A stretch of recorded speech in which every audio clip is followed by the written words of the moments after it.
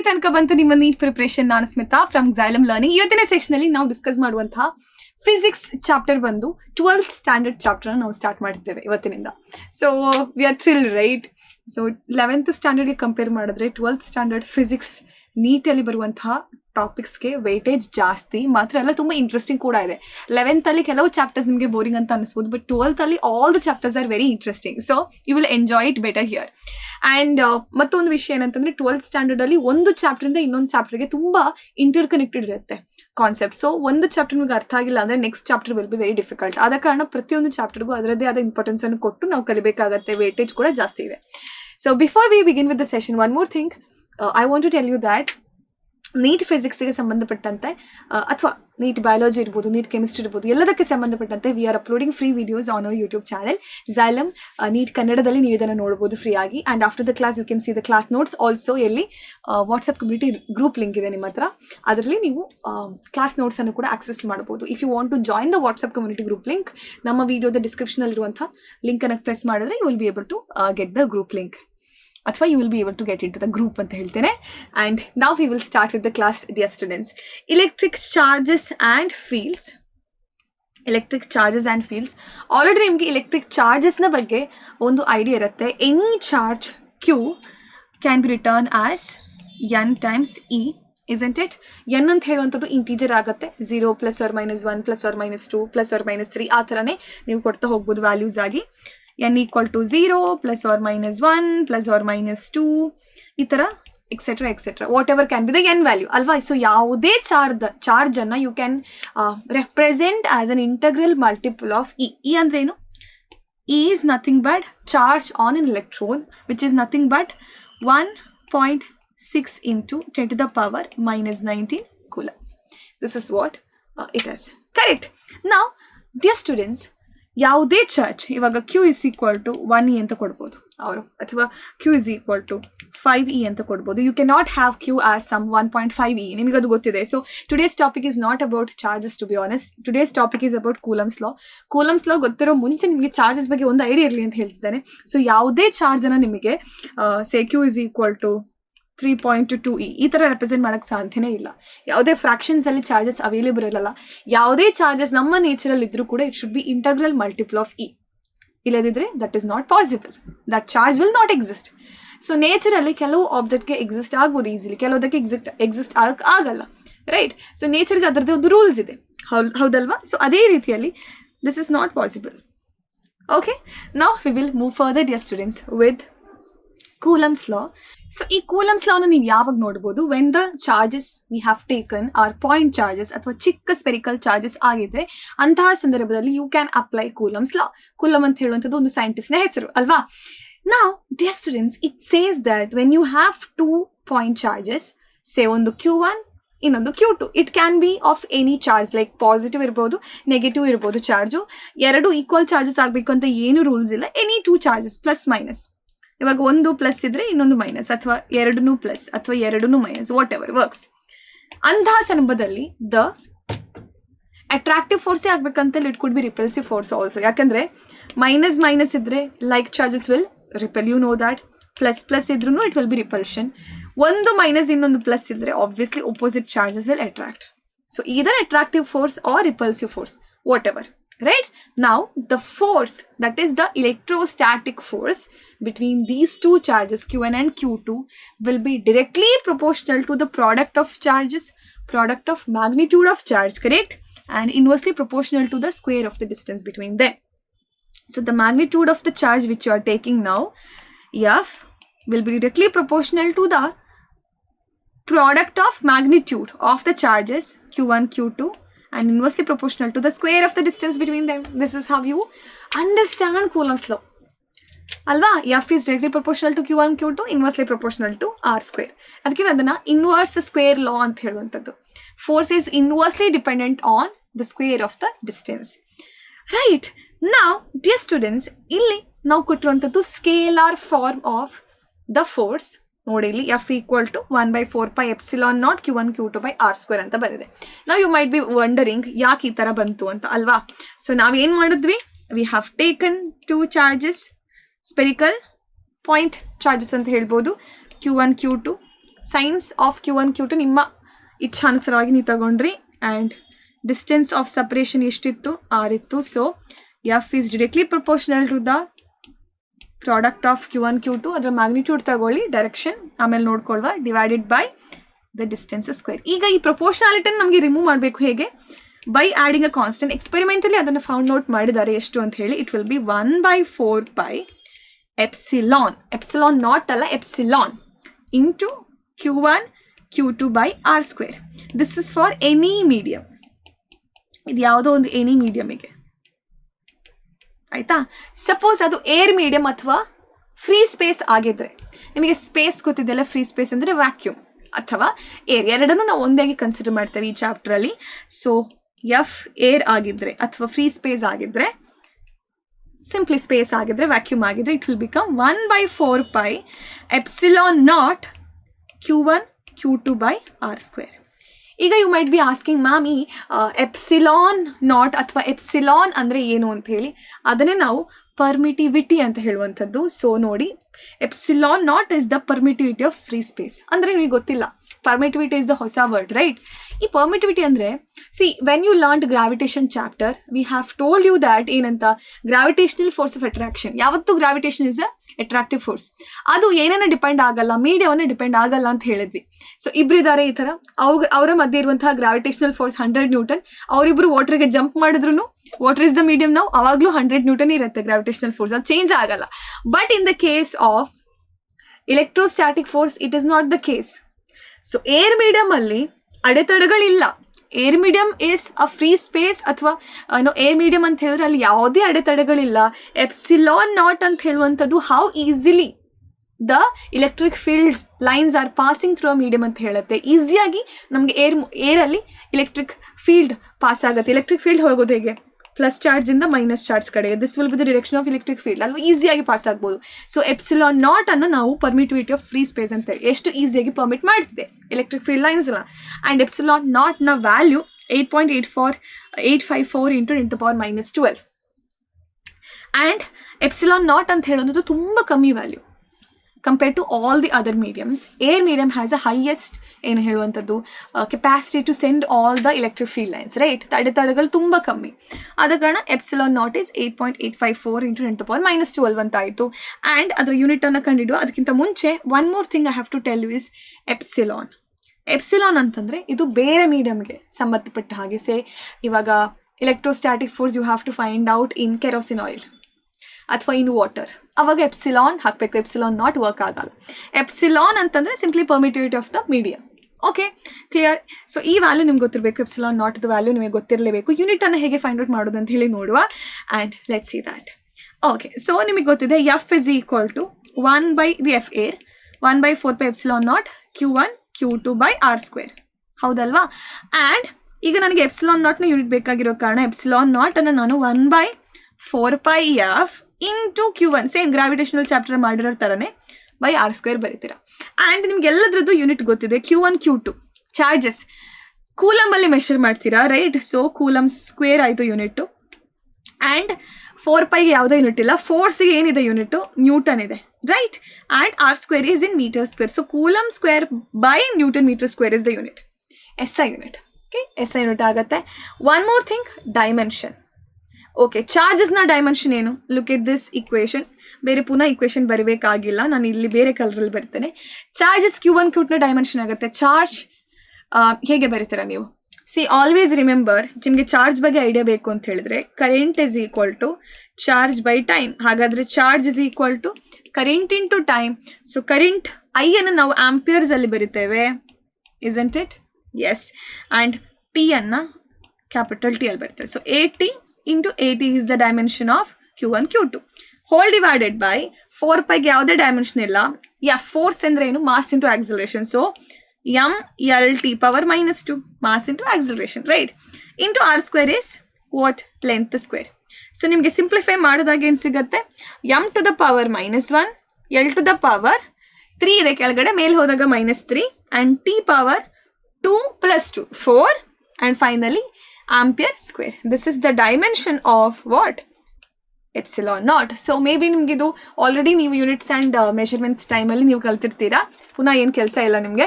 But this is how it works. Epsilon ನಾಟನ್ನು ಈ ಥರ ನೀವು ಡೈಮೆನ್ಷನ್ ಮತ್ತು ಯೂನಿಟನ್ನು ಕಂಡುಹಿಡ್ಬೋದು. ಆ ಚಾಪ್ಟರ್ ಆಲ್ರೆಡಿ ಬಂದಿತ್ತು, ಇಲ್ಲಿ ವಾಪಸ್ ಬರ್ತಿದೆ. Now dear students, coulombs law when placed in another medium ನೋಡು. ಇಷ್ಟೊತ್ತು ನಾವು when medium was air how the coulombs law work ಅಂತ ನೋಡಿದ್ವಿ. ಬೇರೆ ಮೀಡಿಯಮಲ್ಲಿ ಇಟ್ಟಾಗ ಅದು ಹೇಗೆ ವರ್ಕ್ ಆಗುತ್ತೆ ಅಂತ ಜಸ್ಟ್ ನೋಡುವ. I have already told you ಏನಂತ ಹೇಳಿ. ಎಸ್, ಎಫ್ ಏರ್ ಅಂತ ಹೇಳುವಂಥದ್ದು it is 1/4πε0 Q1 Q2 by R². ಹೌದಾ? ಆ್ಯಂಡ್ ಇನ್ನೊಂದು ಮೀಡಿಯಮಲ್ಲಿ ಇಟ್ಟಾಗ, ಸಪೋಸ್ ಇನ್ನೊಂದು ಮೀಡಿಯಮ್ ಇದೆ, ಎಫ್ ಮೀಡಿಯಮ್ ಅಂತ ಅನ್ಕೊಳ್ವ. ಇನ್ನೊಂದು ಮೀಡಿಯಮಲ್ಲಿ ಇಟ್ಟಾಗ ಡೆಫಿನೆಟ್ ಆಗಿ ನಮ್ಮ ಫೋರ್ಸ್ ಏನಾಗುತ್ತೆ, ಚೇಂಜ್ ಆಗುತ್ತೆ. Electrostatic force will change.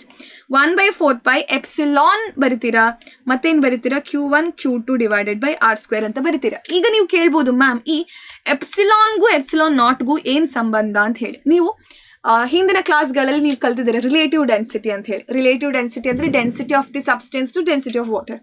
ಅದೇ ಥರ ಇಲ್ಲೂ ಒಂದು ಕಂಪ್ಯಾರಿಸನ್ಗೆ ಇರುವಂಥದ್ದು ಈ epsilon. See dear students, always remember epsilon not into epsilon R ಅಂತ ಹೇಳುವಂಥದ್ದು ಎಪ್ಸಿಲಾನ್ ಆಯಿತು. ಅಂದರೆ ಎಪ್ಸಿಲಾನ್ ಆರ್ ಅಂತಂದರೆ actually it is the ratio of epsilon to epsilon not. So permittivity of one medium which you are taking divided by the permittivity of free space will give you relative permittivity. Clear? So ನಾನು ಯಾವತ್ತು epsilon ಅನ್ನ epsilon R into epsilon not ಅಂತ ಬರಿತೇನೆ. So epsilon ನಾಟ್ನ ಎಷ್ಟು times is epsilon ಅಂತ ಹೇಳಕ್ಕೆ ಇದು easy ಆಗುತ್ತೆ. ಕರೆಕ್ಟಾ? ಸೊ ಇವಾಗ ಸಪೋಸ್ ನಿಮಗೆ ಎಪ್ಸಿಲಾನ್ ಆರ್ ಈಕ್ವಲ್ ಟು 3 ಬಂದಿದೆ ಅಂತ ಅನ್ಕೊಳ್ಳೋ ಫಾರ್ ಎಕ್ಸಾಂಪಲ್. ಅವಾಗ ಅದು ಏನು ಹೇಳುತ್ತೆ, ಎಪ್ಸಿಲಾನ್ ನಾಟ್ಗೆ ಕಂಪೇರ್ ಮಾಡಿದ್ರೆ 3 ಪಟ್ಟು ಜಾಸ್ತಿ ಅಡೆತಡೆಗಳಿವೆ ಎಲ್ಲಿ ಮೀಡಿಯಮಲ್ಲಿ. ಸೊ 3 times ಅಡೆತಡೆಗಳಿವೆ ಅಂತ ನೀವು ಅರ್ಥ ಮಾಡ್ಕೊಳ್ಬೋದು. ಸೊ ತುಂಬ ಕಷ್ಟ ಎಲೆಕ್ಟ್ರಿಕ್ ಫೋರ್ಸ್ಗೆ ಕನ್ವೆ ಆಗೋಕ್ಕೆ, ಆಚೆ ಈಚೆ ಕಮ್ಯುನಿಕೇಟ್ ಮಾಡೋಕ್ಕೆ ತುಂಬ ಕಷ್ಟ. ಚಾರ್ಜಸ್ಗೆ, ಎಲೆಕ್ಟ್ರೋ ಸ್ಟ್ಯಾಟಿಕ್ ಫೋರ್ಸ್ ಅಥವಾ ಎಲೆಕ್ಟ್ರಿಕ್ ಫೀಲ್ಡ್ಗೆಲ್ಲ ಮೂವ್ಮೆಂಟ್ಗೆ ತುಂಬ ಕಷ್ಟ ಅಂತ ಹೇಳಿ ನೀವು ಅರ್ಥ ಮಾಡ್ಕೊಳ್ಬೋದು. Clear? So that is the understanding. So ನಾನು ಇದನ್ನು ರೀರೈಟ್ ಮಾಡೋದಾದರೆ ಹೌ ಕೆನ್ ಐ ರೈಟ್? ಇದೆಲ್ಲ ಸ್ಕೇಲರ್ ಫಾರ್ಮಲ್ಲಿದೆ, not vector forms yet. Vector ಫಾರ್ಮ್ಸನ್ನು ಸಪ್ರೇಟ್ ಕಲಿಯೋಣ. ಸೊ ದಿಸ್ ಬಿಕಮ್ಸ್ 1/4π ಎಪ್ಸಿಲಾನ್ ಅಂತ ಹೇಳುವಂಥದ್ದು ಏನು, it is epsilon not into epsilon R. So epsilon not into epsilon R into Q1 Q2 by R². ನೀವು ಇವಾಗ ನೋಡೋದಾದರೆ ಸಿ ಇಲ್ಲಿಂದ ಹಿಡಿದು 1/4π epsilon not Q1 Q2 by R². What is this without epsilon R? This is the old force. That is the force in the air, alva. So ನಾನು ಇದನ್ನು ಯಾವ ಥರ ಬರೀತೇನೆ, F in the medium then becomes very interesting. That is why I love teaching this chapter. So F medium ಅಂತ ಹೇಳುವಂಥದ್ದು very interesting. It is nothing but F air divided by the epsilon r. Epsilon R ಅನ್ನು ಕೆಲವು ಸಲ K ಅಂತ ಕೂಡ ಬರೀತಾರೆ. So K ಅಂತ denote ಮಾಡ್ತಾರೆ, ಎಪ್ಸಿಲಾನ್ ಆರ್ ಅಂತಲೂ ಡಿನೋಟ್ ಮಾಡ್ತಾರೆ. It is depending on the situation. NCERT text ಬುಕ್ಕಲ್ಲಿ ಎರಡೂ ಥರ ಅವರು ಡಿಫೈನ್ ಮಾಡ್ತಾರೆ ಅಥವಾ ಡಿನೋಟ್ ಮಾಡ್ತಾರೆ. ಕ್ಲಿಯರ್? ಸೊ ನಾವು dear students, K equal to 1 for air ಅಂದರೆ ಎಪ್ಸಿಲಾನ್ ನಾಟ್ ಅಂದರೆ for air medium epsilon is epsilon not. Correct? For air. ಅದ ಕಾರಣ ಕೆ ವ್ಯಾಲ್ಯೂ ಏನಾಯಿತು, 1 ಆಯಿತು. ಅಂದರೆ relative permittivity for air is 1 ಅಂತ ಅರ್ಥ. ಫಾರ್ ಏರ್ ಅದನ್ನು ಅವ್ರು ಹೇಳ್ತಿರುವಂಥದ್ದು ಕೆ ಅಂತ ಹೇಳಿ. ಎಪ್ಸಿಲಾನ್ ಆರ್ ಅನ್ನು ಅವ್ರು ಕೆ ಅಂತ ತಗೊಂಡಿದ್ದಾರೆ. And if K is greater than 1 for any dielectric medium. So ಹೇಗೆ ಹೇಳೋದಂದರೆ, ನಮ್ಮ ಏರ್ ಮೀಡಿಯಮನ್ನು ಕನ್ಸಿಡರ್ ಮಾಡಿದ್ರೆ ಅದರ ವ್ಯಾಲ್ಯೂ 1, ಕೆ ವ್ಯಾಲ್ಯೂ 1 ಇದೆ ಅಲ್ವಾ. ಬೇರೆ ಯಾವುದೇ ಮೀಡಿಯಮನ್ನು ನೀವು ತಗೊಂಡ್ರೆ ಅದು ಫ್ರೀಯಾಗಿ, ಅಷ್ಟು ಫ್ರೀಯಾಗಿ ಎಲೆಕ್ಟ್ರಿಕ್ ಫೀಲ್ಡನ್ನು ಪಾಸ್ ಹಾಕಿ ಬಿಡಲ್ಲ. ಸೊ ಕೆ ವ್ಯಾಲ್ಯೂ ಯಾವತ್ತೂ ಜಾಸ್ತಿನೇ ಇರುತ್ತೆ, ಏರ್ಗಿಂತ ಕಂಪೇರ್ ಮಾಡಿದ್ರೆ ಜಾಸ್ತಿನೇ ಇರುತ್ತೆ ಅಂತ ಹೇಳ್ತಿದ್ದಾರೆ. ಓಕೆ, ಮೆಟಲ್ಸಲ್ಲಿ ಅದು ಇನ್ಫಿನಿಟಿ ತನಕನೂ ಹೋಗ್ಬೋದು. Correct? That is how it is. ಇದೆಲ್ಲ ನಾವು ಸ್ಕೇಲಾರ್ ಫಾರ್ಮ್ ಬಗ್ಗೆನೇ ಮಾತಾಡ್ತಿದ್ವಿ. ನಾವು ಡಿಯರ್ ಸ್ಟೂಡೆಂಟ್ಸ್ ವೆಕ್ಟರ್ ಫಾರ್ಮ್ ಬಗ್ಗೆ ಮಾತಾಡುವ. ಹೇಗೆ vector form? Very interesting. 2 charges separated by a certain distance. ಈಗ ನಾವು ಮಾತಾಡ್ತಿರುವಂಥದ್ದು ರಿಪಲ್ಸಿವ್ ಫೋರ್ಸ್ ಬಗ್ಗೆ, ವಿಚ್ ಇಸ್ ಲೈಕ್ ಚಾರ್ಜಸ್. ನೀವು ನೋಡಿ, second charge experiences a repulsive force due to the first charge. ಅದನ್ನು ನೀವು F21 ಅಂತ ಮಾರ್ಕ್ ಮಾಡ್ತೀರಾ, ರೈಟ್ ಸೈಡಿಗಿದೆ ಅದು. It is repulsive, that is why. So repulsive ಅಂದರೆ ಒಪೋಸಿಟ್ ಸೈಡಿಗೆ ಹೋಗಬೇಕು. Attractive will be coming to the same sides, right, ಅಥವಾ same spot again. Okay, now let's continue. F12 is the force experienced by the first charge due to the second. ಅದರ direction ಈ ಥರ ಇದೆ. Respective position vector ನೀವು ಹೇಗೆ ಬರೀತೀರಾ, ಇದು R R21 and this is R12. Correct? 2 ಇಂದ 1ಗೆ ಹೋಗುವಂತಹ vector, 1 ಇಂದ 2ಗೆ ಹೋಗುವಂತಹ vector. So that is the position vector. So usual ಆಗಿ ಈಗ R21 ಅಂದರೆ yes students, R2 position vector of the position vector of charge 2 minus position vector of charge 1, that is R21. R12 ಅಂತ ಹೇಳುವಂತಹ vector will be R1 minus R2. So if you notice one thing, R21 ಅಂತ ಹೇಳುವಂಥದ್ದು minus of R12 ನಿಮಗೆ already ಗೊತ್ತೇ ಇದೆ. So vector ಫಾರ್ಮಲ್ಲಿ ನೀವು ಬರೆಯೋದಾದರೆ ಒಂದನ್ನು ನಾನು ಬರೆದು ತೋರಿಸ್ತೇನೆ, ಎಲ್ಲ is not needed, right? So F21 ನೋಡುವ. F21 ಅಂದರೆ the force experienced by the second charge due to the first charge, right? So ನಾನು ಇಲ್ಲಿ ಬರೆದು ತೋರಿಸಿದ್ರೆ ಹೇಗೆ ಬರಿತೇನೆ ನೋಡಿ, ಇಲ್ಲಿ ಈ ಬಾಕ್ಸಲ್ಲಿ you can see that. Very important. Okay, so ಇದನ್ನು ಅರ್ಥ ಮಾಡ್ಕೊಳ್ಳೋದು ಇಂಪಾರ್ಟೆಂಟ್. ನೀಟಿಗೆ ಎಕ್ಸಾಮಿಗೆ ಇದು ವೆಕ್ಟರ್ ಫಾರ್ಮ್ ಎಷ್ಟರ ತನಕ ಬರುತ್ತೆ ಅಂದರೆ ಬರುವಂತಹ ಚಾನ್ಸಸ್ ಕಮ್ಮಿ, ಬಟ್ ಇದು ಅರ್ಥ ಆದ್ರೇ ನಿಮಗೆ ಅದು ಕಾನ್ಸೆಪ್ಟ್ ಕ್ಲಿಯರ್ ಆಗುವಂಥದ್ದು. And let's write it. So F21 ನೋಡ್ಬೇಕು ನನಗೆ ವೆಕ್ಟರ್ ಫಾರ್ಮಲ್ಲಿ. ನಾನು ಹೇಗೆ ಬರ್ತೇನೆ ಗೊತ್ತದನ್ನು, ಏರ್ ಮೀಡಿಯಮ್ ಆಗಿರಲಿ. So 1/4πε0 into Q1 Q2 by R, ಇಲ್ಲಿ ತಗೊಳ್ಳುವಂತಹ R position vector correspondingly R21 square. ಇದು ಇವಾಗ ಸ್ಕೇಲಾರ್ ಫಾರ್ಮ್. ಅದರ ವೆಕ್ಟರ್ ಫಾರ್ಮ್ ನಾನು ಮೆನ್ಷನ್ ಮಾಡಬೇಕು ಅಂದರೆ it will be R21 cap. That will be the direction, right? ಈಗ R21 cap is actually what? ಒಂದು ವೆಕ್ಟರ್ ಎ ಕ್ಯಾಪ್ ಅಂತ ಯಾವಾಗ ಬರೀತಾರೆ? ಒಂದು ಯೂನಿಟ್ ವೆಕ್ಟರ್ ಎ ಕ್ಯಾಪ್ ಅಂದರೆ A cap is a unit vector which will be indicating the direction of that vector also, ಅಲ್ವಾ? So ವೆಕ್ಟರ್ಗೆ ಒಂದು ಇದೆ, ಸ್ಕೇಲಾರ್. ವೆಕ್ಟರ್ಗೆ ಮ್ಯಾಗ್ನಿಟ್ಯೂಡು ಇದೆ, ಡೈರೆಕ್ಷನ್ ಇದೆ. A cap ಅಂತ ಹೇಳೋದು unit vector, magnitude is 1 and direction is indicated by A cap, correct? What is that? A ವೆಕ್ಟರ್ನ ತಗೊಳ್ತೀರಾ, divided with magnitude of A, so ನಿಮಗೆ ಸಿಗುವಂಥದ್ದು A cap. ಸಿಮಿಲರ್ಲಿ ಇಲ್ಲಿ ಏನು ಬರೀತೀರಾ ನೀವು? This is then becoming 1/4πε0 Q1 Q2 divided by R21 square into R21 cap ಅನ್ನು ಹೇಗೆ ಬರೀತೀರಾ? R21 vector by its magnitude. ಆ magnitude is R21 which will now be corrected as, ನೋಡಿ, R21 square ಇತ್ತು, ಅದಕ್ಕೆ ಇನ್ನೊಂದು R21 ಮಲ್ಟಿಪ್ಲೈ ಆಗಿ ಅದು R21 cube ಆಯಿತು. This is the answer. So vector ಫಾರ್ಮಲ್ಲಿ ಹೇಗೆ ಬರೆಯೋದು ಅಂತ ಗೊತ್ತಾಯಿತು, F21. ಆ್ಯಂಡ್ ನೀವು ಇವಾಗ F12 ಬರೆಯೋದಾದರೆ ಸೇಮ್ ಥಿಂಗ್ ನೀವು ಫಾಲೋ ಮಾಡ್ತೀರಾ. ಹೇಗೆ ಬರಿಬೋದು ವೆಕ್ಟರ್ ಫಾರ್ಮಲ್ಲಿ? F12 ಬೇಗ ಬರ್ಕೊಂಡು ಹೋದರೆ ವೆಕ್ಟರ್ ಫಾರ್ಮಲ್ಲಿ ಡೈರೆಕ್ಟ್ ಬರೆದು ಹಾಕೋ. ಸೊ ಇಲ್ಲ, ನಾನು ವೆಕ್ಟರ್ ಫಾರ್ಮನ್ನೇ ಬರಿತಿದ್ದೇನೆ. ಸೊ ನೋಡಿ, ಇಲ್ಲಿ 1/4π ಏರ್ ಮೀಡಿಯಮ್ 1/4πε0 Q1 Q2 ಬೈ R12 ಕ್ಯೂಬ್ ಆಯಿತು ಇಂಟು R12 ವೆಕ್ಟರ್. ಕ್ಯಾಪ್ ಅಲ್ಲ, ಕ್ಯಾಪ್ ಬರುವಂಥದ್ದು ಡಿಫ್ರೆನ್ಸ್ ನಿಮಗೆ ಗೊತ್ತಿರಬೇಕು. ಕ್ಯಾಪ್ ಯಾವಾಗ, ವೆಕ್ಟರ್ ಯಾವಾಗ ಅಂತ ಕರೆಕ್ಟಾಗಿ ಗೊತ್ತಿರಬೇಕು. Clear? So if you notice one thing here, you can say that R21 and R12 are in the opposite direction ಅಲ್ವಾ? ಆದ ಕಾರಣ ನೀವೇನು ಬರೀತೀರಾ? R12 ಅನ್ನು ನಾನು ಇಲ್ಲಿ R21 with the minus sign ಬರಿಬೋದಾ? ಕರೆಕ್ಟ್. ಆವಾಗ ಏನಾಯಿತು? It is more similar to F21 but with the negative sign. So ನಾವು ಹೇಳ್ಬೋದು ಕೂಲಮ್ಸ್ ಲಾ ಆ್ಯಕ್ಚುಲ್ ಆಗಿ ಏನು ನ್ಯೂಟನ್ಸ್ ಥರ್ಡ್ ಲಾ ಅನ್ನು ಕೂಡ ಫಾಲೋ ಮಾಡ್ತಿದೆ ಅಂತ ಹೇಳಿ. ಆವಾಗ ನೀವು ಕೇಳ್ಬೋದು, ma'am, if two forces are acting in the opposite direction, those forces will be cancelling out ಅಲ್ವಾ ಅಂತ? ನೋ, ಬಿಕಾಸ್ ಈ forces will not be acting on the same body ಅಲ್ವಾ? These are different bodies. If you notice one thing, see, ಇದೊಂದು different body, ಇದೊಂದು different body. So ಆ forces cancel out ಆಗಲ್ಲ. Clear? Yes, that is why. ನಾವು just ಇದರಲ್ಲಿ ಕೊಟ್ಟಿರುವಂತಹ ವಿಷಯಗಳನ್ನು ಒಂದ್ಸಲ ಗೋ ಥ್ರೂ ಆದರೆ we will be able to answer the next questions coming. So the first question is, dear students, it is interesting, not difficult. Okay, so I hope ನಿಮ್ಗೆ ಅರ್ಥ ಆಗಿದೆ epsilon ಮತ್ತು ಎಪ್ಸಿಲಾನ್ ನಾಟ್ ಡಿಫ್ರೆನ್ಸ್ ಏನಂತ ಹೇಳಿ. So ನಾವು we can answer this question. Two charge spears separated at a distance D exert a force F on each other. So ಎರಡು charges ಇದೆ, ಯಾವುದು ಚಾರ್ಜಸ್ ಅಂತ ಕೊಟ್ಟಿಲ್ಲ. ಒಂದು ಚಾರ್ಜ್ ಇಲ್ಲಿ, ಇನ್ನೊಂದು ಚಾರ್ಜ್ ಇಲ್ಲಿ. ಸಪರೇಷನ್ ಈಸ್ ಡಿ ಅಂತ ಕೊಟ್ಟಿದ್ದಾರೆ. And they exert a force F on each other. Okay, the attractive repulsive ಏನು ಗೊತ್ತಿಲ್ಲ. Two charges sphere separated at distance D exert a force F on each other if they are immersed in a liquid of dielectric constant 2, then what is the force ಅಂತ ಕೇಳಿದ್ದಾರೆ. So ಇಲ್ಲಿ attractive repulsion ಅಂತ ಹೇಳಿದ ಕಾರಣ no worries, we can take anything. ಇಲ್ಲೊಂದು force, ಆ ಫೋರ್ಸಿನ magnitude ಅಷ್ಟೇ ಬೇಕಾಗಿರೋದು. So that is equal to Q1 Q2 ಬೈ 4 pi epsilon naught r square. 1 by 4 pi epsilon naught q1 q2 by r square. That is f in the air medium. Okay, ಇದು ಯಾವುದು F ಅಂತ ಹೇಳಿದ್ದಾರೆ. ಈಗ ಏನು ಮಾಡಿದಾರಂತೆ ಅವರು, if they are immersed in a liquid of dielectric constant 2 ಅಂದರೆ ಅವ್ರು ಕೊಟ್ಟಿರುವಂಥದ್ದು ಎಪ್ಸಿಲಾನ್ ಆರ್ನ ವ್ಯಾಲ್ಯೂ ಆಸ್ 2. ಸೊ ನಿಮಗೆ ಆಲ್ರೆಡಿ ಗೊತ್ತಿದೆ ಎಫ್ ಆಫ್ ಅ ಮೀಡಿಯಮ್ ಅಂದರೆ ಏನು, electrostatic force in a medium is nothing but F in the air medium divided by K. ಅಥವಾ ಏನು ಕೆ ಬೇಡ ಅಂತಿದ್ರೆ ನಿಮಗೆ ಎಪ್ಸಿಲಾನ್ ಆರ್ ಅಂತಲೂ ಬರಿಬೋದು.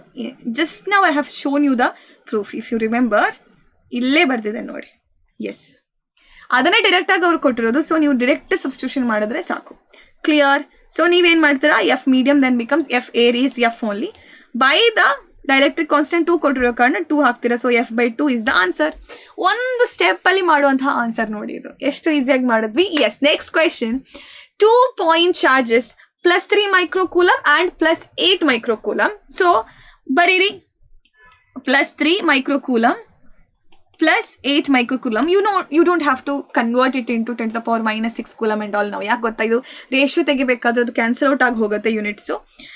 And the force is they repel each other ಅಲ್ವಾ. ಸೊ ಫೋರ್ಸ್ ಎಷ್ಟಂತೆ, ಎಫ್ ಇಸ್ ದ ಫೋರ್ಸ್. ಈ ಫೋರ್ಸ್ ಎಷ್ಟಂತೆ, ಇಟ್ ಇಸ್ 40 ನ್ಯೂಟನ್. ಕರೆಕ್ಟ್? ಹಾಗಾದರೆ 40 newton is equal to 1/4 pi